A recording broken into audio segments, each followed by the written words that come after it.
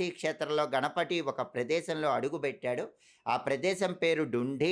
అందుకే అక్కడ కాశీలో గణపతికి డుండి గణపతి అనే పేరొచ్చింది. అలా కాశీలో అడుగుపెట్టి దివోదాసు దగ్గర అనేక రకాలైనటువంటి మారువేషాలతో విన్యాసాలు చేసి గణపతి ఆ దివోదాసుని రాజ్యభ్రష్టుణ్ణి చేస్తాడు. ఆయన పదవి పోతుంది. అప్పుడు మళ్ళీ కాశీ క్షేత్రంలోకి దేవతా శక్తులు, సర్పాలు అన్నీ ప్రవేశిస్తాయి. ఇది చూసి ఆనందంతో పరమేశ్వరుడు కాశీ క్షేత్రానికి పూర్వ వైభవం వచ్చిందని చెప్పి కైలాసం నుంచి పరమేశ్వరుడు కూడా వచ్చి కాశీ క్షేత్రంలో అడుగు పెడతాడు. అలా కైలాసం నుంచి పరమేశ్వరుడు వచ్చి కాశీ క్షేత్రంలో అడుగుపెట్టిన రోజు ఫాల్గుణ శుక్ల చవితి తిథి.